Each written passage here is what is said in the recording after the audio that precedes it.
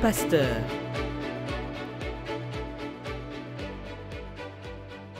Shalom bien-aimés dans le Seigneur, c'est la prophétesse Frida Manzioni. Shalom chez vous, shalom aussi à mon époux, le pasteur Bienvenu Manzioni et shalom à toute l'équipe. Nous voulons encore parler de la délivrance des familles. Le Seigneur veut que les familles soient délivrées. Alors pour cela, nous allons prier le Seigneur aujourd'hui encore. Seigneur, mon Dieu Père, nous voulons encore te dire merci. Merci pour ce nouveau jour, merci pour ta grâce infinie. Merci Seigneur pour ton amour, merci Seigneur pour tes grâces que tu nous accordes chaque jour sans que nous ne payions quelque chose. Éternel, nous te recommandons encore ce moment entre tes mains et que ta parole donne la vie, que ta parole délivre, que ta parole restaure, que ta parole libère une âme qui va me suivre maintenant. Dans le nom puissant de Jésus, j'ai ainsi prié. Amen. Amen. Alors, j'aimerais partager avec toi sur le mystère du fardeau et du joug. Le Seigneur, qui est le Dieu des délivrances de la famille, le Dieu de la délivrance des familles, est celui qui veut que ta famille soit totalement délivrée. Je pense que tu as déjà suivi plusieurs vidéos où je parle de la délivrance des familles et nous sommes toujours dans le même esprit de continuer sur la délivrance des familles. Alors, nous allons lire la parole de Dieu dans Ésaïe 10 au verset 27. La Bible déclare « En ce jour, son fardeau sera ôté de dessus ton épaule et son joug de dessus ton cou, et la graisse fera éclater le joug. » En ce jour, son fardeau. On parle d'un fardeau qui sera ôté du dessus ton épaule. En ce jour, son fardeau sera ôté de dessus ton épaule. Comprends ceci, bien-aimé dans le Seigneur. On parle du fardeau et on parle du joug. Le fardeau est ce qui est au-dessus de l'épaule d'une personne et le joug est ce qui est au-dessus du cou. Lorsqu'on prend même des bœufs, on peut voir dans l'illustration des bœufs que le joug est sur le cou et le fardeau est sur l'épaule. Et Dieu, en parlant au travers d'Ésaïe pour la délivrance des enfants d'Israël, Dieu est en train de dire, en ce jour, son fardeau sera ôté de dessus ton épaule et son joug de dessus ton cou. Et la graisse, dans l'autre version, on dit, et l'onction fera éclater le joug. Bien-aimé, il y a ce qu'on appelle des fardeaux. Il y a ce qu'on appelle des fardeaux, c'est-à-dire quelque chose qu'on te met sur l'épaule et qui t'empêche d'avancer. Quelque chose qu'on te met sur l'épaule et qui t'empêche de rentrer dans ta destinée. Lorsque le diable travaille, le diable ramène ce qu'on appelle des fardeaux. Quelque chose qui va t'empêcher de te relever, quelque chose qui va t'empêcher de te mouvoir, quelque chose qui va t'empêcher de pouvoir rentrer dans ta destinée. Mais gloire soit rendue à Dieu, parce que Dieu est en train de parler, il dit en ce jour, c'est-à-dire il y a un jour que Dieu a prévu où le joug doit être brisé.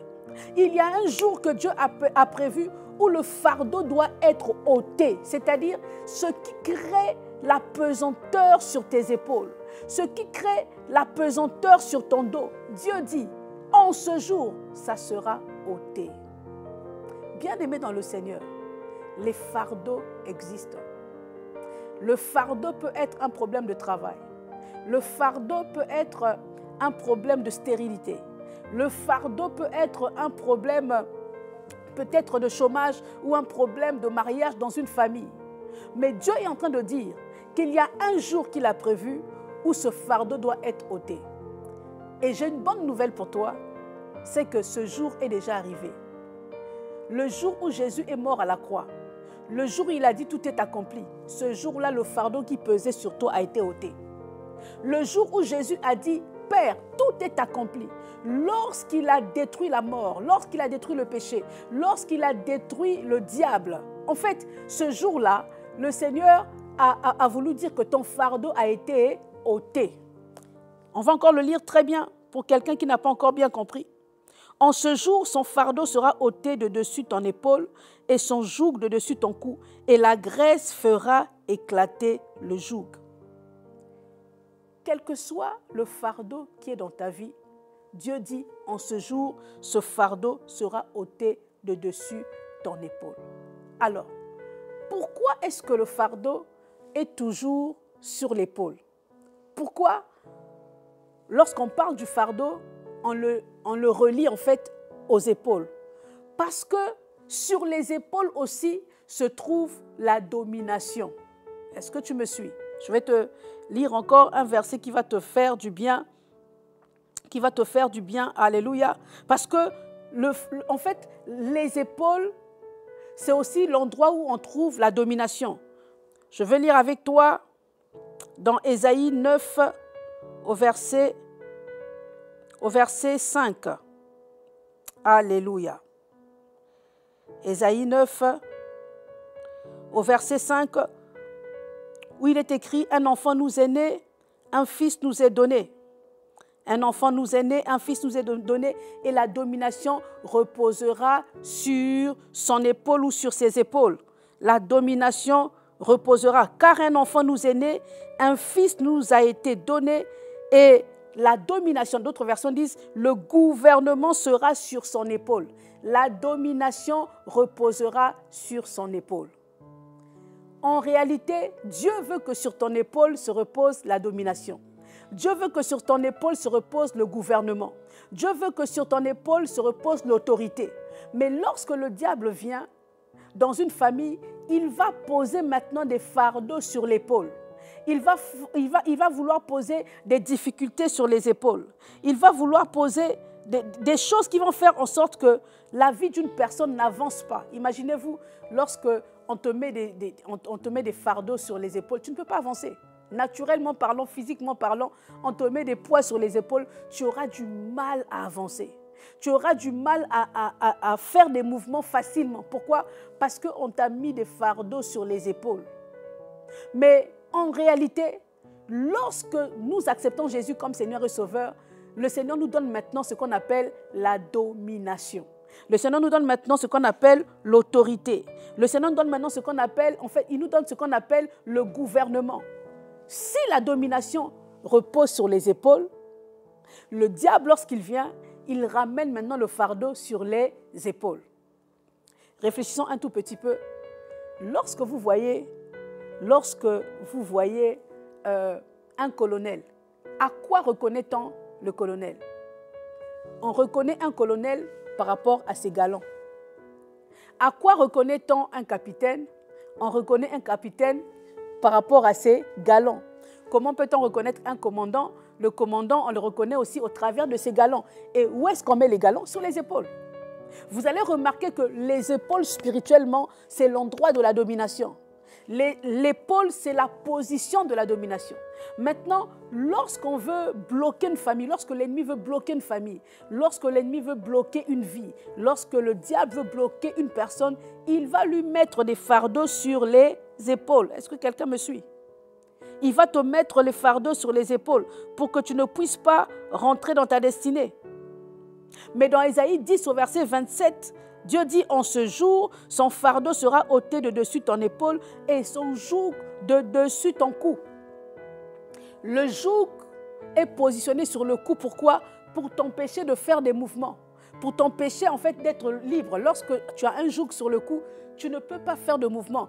Le diable va vouloir t'empêcher de voir loin dans ta destinée.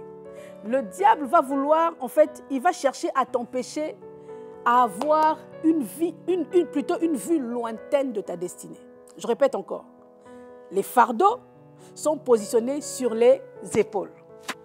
Le joug est positionné sur le cou.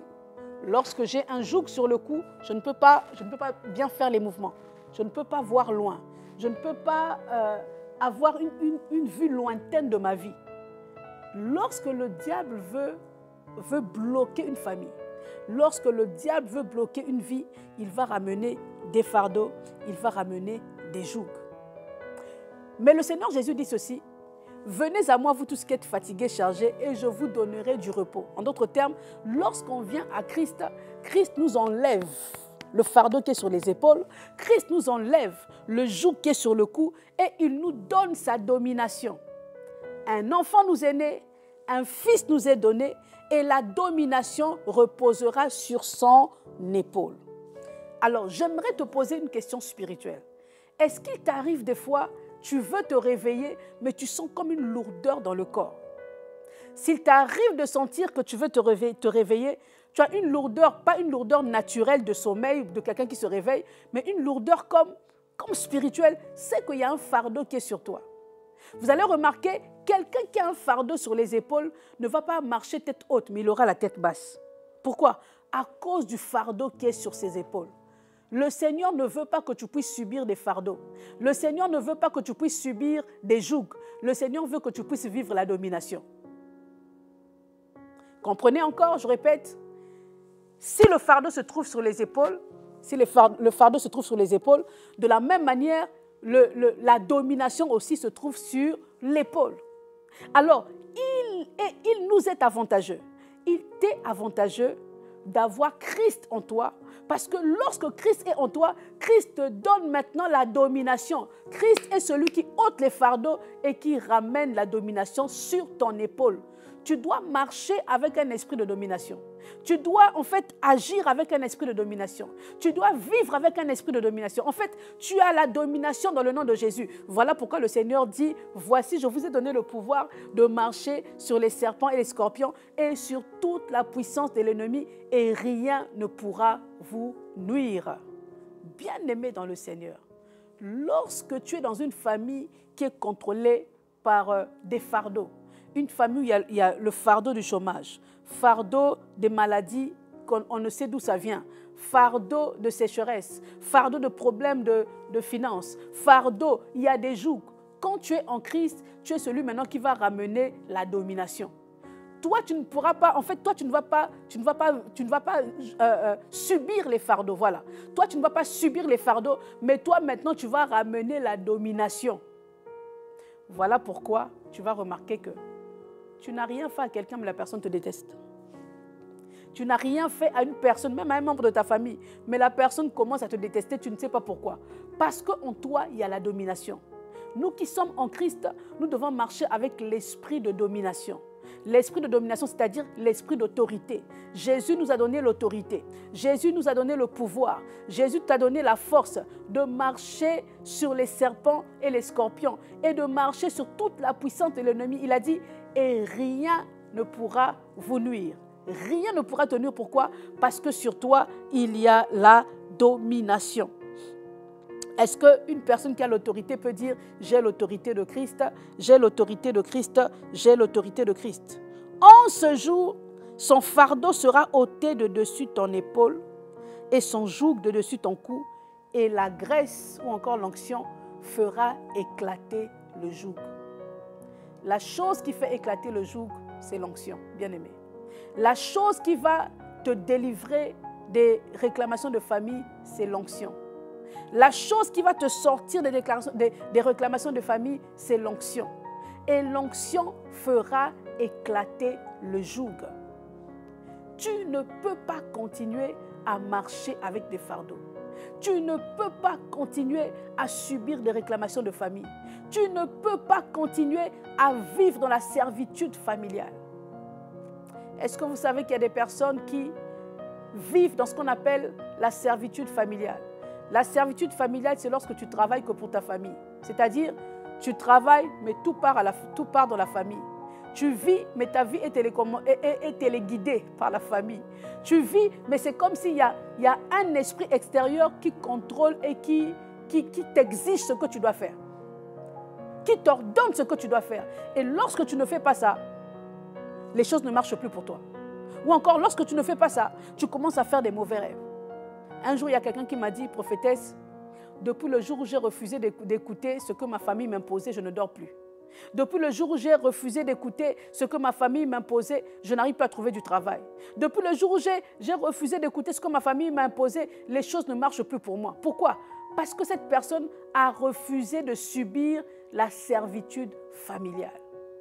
Mais il y a un jour que Dieu a prévu. Il a dit en ce jour, Il y a un jour que Dieu a prévu et ce jour est déjà arrivé. Le jour où Jésus est mort à la croix, il est ressuscité pour te délivrer. Christ a été ressuscité pour que toi aussi tu puisses ressusciter de toute, que tu ressuscites en fait de toute réclamation. De la même manière que Jésus est sorti du tombeau, de la même manière toi qui es en Christ aussi, tu sors de tout tombeau familial qui t'enferme. De la même manière, Jésus-Christ a vaincu la mort. De la même manière, toi qui es en Christ aussi, tu dois vaincre tout esprit de famille qui veut bloquer ou encore faire stagner ta vie. De la même manière, bien-aimé dans le Seigneur, que Jésus-Christ a vaincu l'ennemi, que Jésus-Christ a vaincu Satan, de la même manière, toi aussi, tu dois vaincre tous les sorciers de ta famille. Non par ta force, bien sûr, mais par la puissance du Seigneur. La Bible déclare, c'est ni par la force, ni par la puissance, mais c'est par mon esprit, dit l'Éternel des armées. En ce jour, son fardeau sera ôté de dessus ton épaule. Peut-être que tu me dis, prophétesse, ça fait longtemps que je prie. Dis-nous un peu, pasteur, ça fait longtemps que je prie, mais j'ai l'impression que ce joug est toujours là, ce fardeau est toujours là. J'aimerais te dire une chose que Dieu a dit en ce jour. En ce jour, il y a une journée que Dieu a prévue pour te visiter. Il y a une journée que Dieu a prévue pour que toutes ces choses puissent s'arrêter, que toutes ces oppressions s'arrêtent. Il y a une journée que Dieu a prévue pour que toutes ces choses puissent s'arrêter dans ta vie. Mais toi, tu dois demeurer dans la prière. Toi, tu dois persévérer dans la prière. Toi, tu dois persévérer dans la foi. N'est-ce pas? La foi est une ferme assurance des choses qu'on espère, une démonstration de celles qu'on ne voit pas. Tu dois garder cette ferme assurance que Dieu va toujours, Dieu viendra, Dieu se manifestera. Il y aura un jour où toutes ces choses vont s'arrêter. Écoute-moi, bien-aimé dans le Seigneur. Lorsque tu achètes un médicament, il y a toujours une date d'expiration. Lorsque tu achètes une boîte de conserve dans un magasin, il y a toujours une date d'expiration. Et j'aimerais te dire aussi, il y a une date d'expiration à tes oppressions.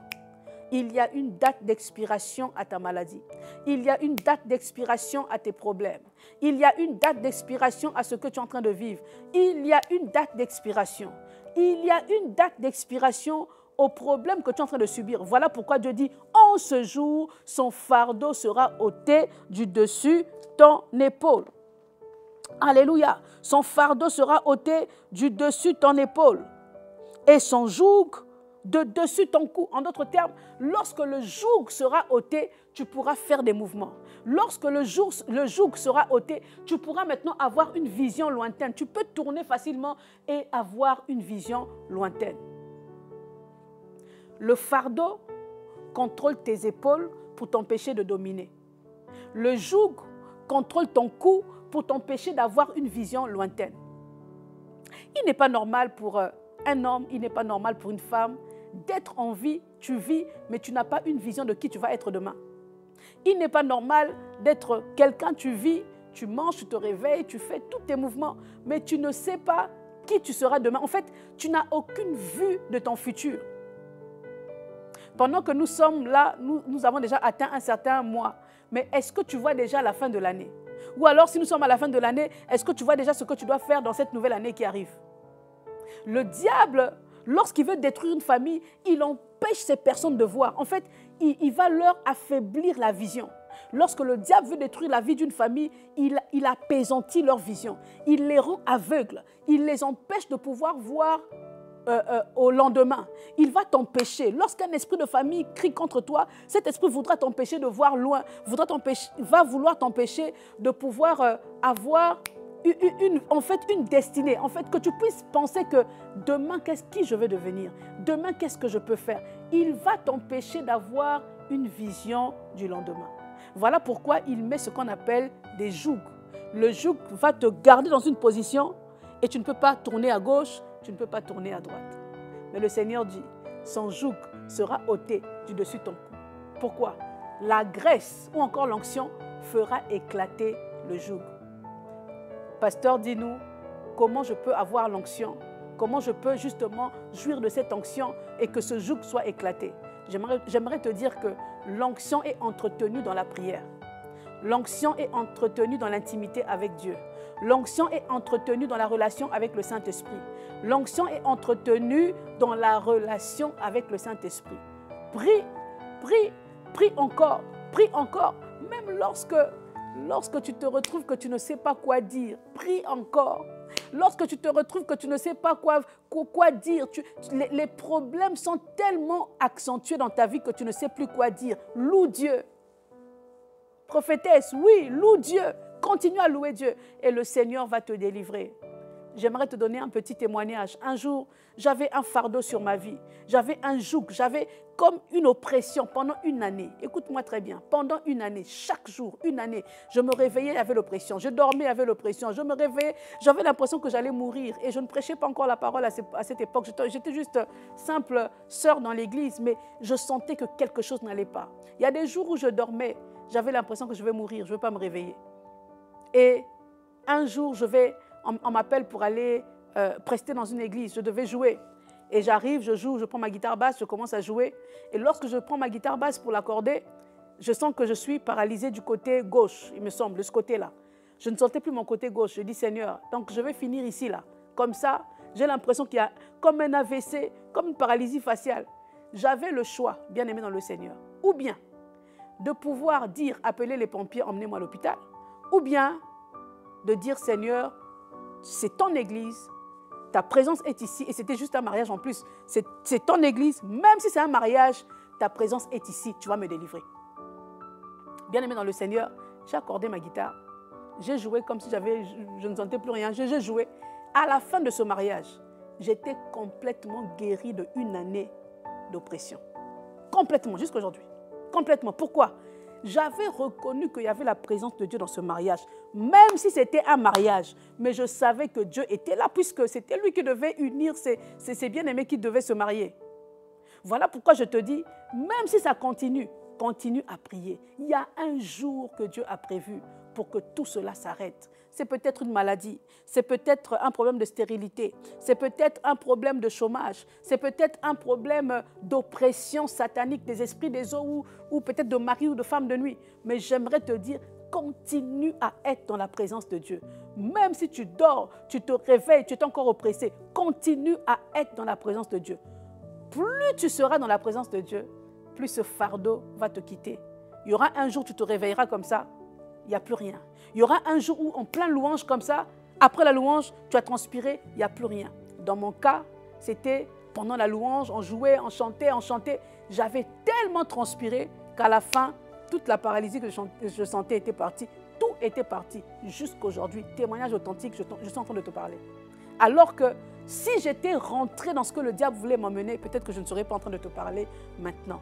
Le Dieu que nous prions est un Dieu de miracles qui délivre, qui enlève les fardeaux, qui enlève les jougs. Mais toi, tu dois demeurer dans l'onction. Et comment on demeure dans l'onction? C'est être dans sa présence. Comment on demeure dans sa présence? Dans la prière, dans la méditation de la parole. Je pourrais peut-être te faire rire. Il y a des personnes qui prient beaucoup mais qui ne lisent pas la parole. Ils prient beaucoup, ce n'est pas un problème. Mais jamais ils n'ouvrent la parole et ils la lisent. Mais j'aimerais te dire que c'est la méditation de la parole qui va créer la quantité de foi dans ta vie qui va te pousser à prier. Si tu ne connais pas la parole, comment tu vas prier? Si tu ne connais pas la parole, comment tu vas te lever contre Satan? Si tu ne connais pas la parole, comment tu vas commencer à revendiquer tes droits? Si tu ne connais pas la parole. Alors j'aimerais te dire, lorsque tu pries, c'est très bien, mais tu dois aussi associer cela à la méditation de la parole. Prophétesse, comment je fais? Je lis déjà la Bible. J'aimerais te dire, bien-aimé dans le Seigneur, que lire la Bible n'est pas méditer la parole. Tu peux lire la Bible, tu la lis avec tes yeux, tu la lis avec ton mentale, mais méditer la parole, ce n'est plus la lecture mentale, mais c'est une lecture qui rentre dans ton cœur et qui transforme ta vie. Ce n'est pas pareil. Lire la Bible est une chose, mais méditer la Bible est une autre chose. Lire la parole est une chose, mais méditer la parole, c'est ce que le Seigneur nous demande. Il dit à Josué que ce livre de la loi ne s'éloigne pas de ta bouche. Médite-le jour et nuit. Tu dois méditer. Ne t'arrête pas seulement à la lecture, mais médite. Lorsque tu vas méditer, il y a comme une onction qui va rentrer en toi et ce fardeau sera ôté. Ce joug sera brisé. et tu pourras voir loin. Tu pourras tourner à gauche, tu pourras tourner à droite. Il n'y aura plus un fardeau sur ton épaule, mais il y aura maintenant la domination. Un enfant nous est né, un fils nous est donné, et la domination reposera sur son épaule. La domination. Et même lorsque vous lisez ce verset, vous allez voir que la domination n'est pas sur l'épaule de l'enfant, mais la domination est sur l'épaule du fils. Je répète encore, la domination n'est pas sur l'épaule de l'enfant, mais la domination est sur l'épaule du fils. Seuls ceux qui sont des fils ont la domination. Mais les enfants restent enfants. L'enfant n'a pas la domination. L'enfant fait des bêtises comme un enfant. L'enfant reste un enfant. Et la Bible dit que aussi longtemps que l'héritier est un enfant, il ne diffère en rien d'un esclave. Un enfant risque d'être esclave, quoi qu'il est le maître de tout. Mais un fils va avoir la domination et il va commencer à gérer les affaires du père. Un fils va commencer à revendiquer sa place et dire « Non, non, non, je dois rentrer dans ma véritable destinée. » Un fils va se lever et va dire « Non, cette famille doit changer. » Un fils va dire « Non, je ne veux pas reproduire les erreurs de mes parents. » Un fils va dire « Ma vie doit être une vie totalement restaurée. » Est-ce que quelqu'un est en train de suivre ce que je suis en train de dire? Alléluia. Donc tu dois être dans... Tu dois arriver ou encore devenir un fils pour que tu puisses vivre dans la domination. En ce jour, ce fardeau sera ôté du dessus ton épaule et son joug du dessus ton cou. Et la graisse fera éclater le joug. Et Ésaïe 9 au verset 4 nous dit ceci, « Car le joug qui pesait sur lui, le bâton qui frappait son dos, la verge de celui qui l'opprimait, tu les brises comme à la journée de Madian. » Jésus-Christ est Seigneur, Jésus-Christ est celui qui brise la verge de celui qui t'opprime. Jésus-Christ est celui qui brise la verge de celui qui opprime ta famille. Jésus-Christ est celui qui brise la verge de celui qui opprime ta vie. My God. Car le joug qui pesait sur lui, le bâton qui frappait son dos, la verge de celui qui l'opprimait, tu les brises comme à la journée de Madian. Dieu veut que tu puisses vivre une vie de domination. Dieu veut que tu puisses jouir d'une vie de domination. Peu importe comment est ta famille, peu importe quels sont les combats de ta maison, peu importe quels sont les combats de ta vie, tout ce que Dieu veut, c'est que tu puisses vivre une vie de domination. Parce que le Seigneur t'appelle à être vainqueur. Le Seigneur t'appelle à vivre une vie de victoire. Le Seigneur t'appelle à vivre une vie de puissance, à vivre une vie de force. Voilà pourquoi il te dit en ce jour, son fardeau sera ôté de dessus ton épaule et son joug de dessus ton cou. Et la graisse ou encore l'onction fera éclater le joug. Oh, que le Seigneur te bénisse. Je vais prier pour quelqu'un qui me suit ou qui m'a suivi, que le Seigneur puisse te donner la domination, que le Seigneur brise tout fardeau, que le Seigneur enlève tout joug qui agit dans ta vie et qu'il te donne l'onction de la domination et que tu puisses rentrer dans ta destinée prophétique. Père, au nom de Jésus, je prie pour mon frère, pour ma sœur. Je prie, Seigneur, oh Dieu, que tout fardeau, que tout joug qui agit dans sa vie soit brisé dans le nom de Jésus. Que tout fardeau venant des eaux, venant des forêts, venant des cimetières, venant de la sorcellerie, qui agit dans sa vie, tout ce qui met un poids sur son dos pour qu'il ne puisse pas avancer, que cela soit brisé, que cela soit ôté au nom puissant de Jésus. Et que tout joug, Père, qui contrôle le coup d'une personne, qui contrôle la destinée d'une personne, soit maintenant brisé dans le nom puissant de Jésus. Oh, il est écrit dans ta parole, Seigneur, un fils nous est donné et la domination reposera sur son épaule. Père, je prie maintenant que l'onction de la domination tombe sur ton fils, tombe sur ta fille dans le nom de Jésus. Que la domination soit sur l'épaule de ta fille, sur l'épaule de ton fils. Et que tout ce qui résistait devant lui, tout ce qui résistait contre lui, tout ce qui mettait un barrage à sa destinée, tombe au nom puissant de Jésus. Et que Père éternel, ton enfant soit totalement restauré, ton fils soit totalement restauré dans le nom puissant de Jésus.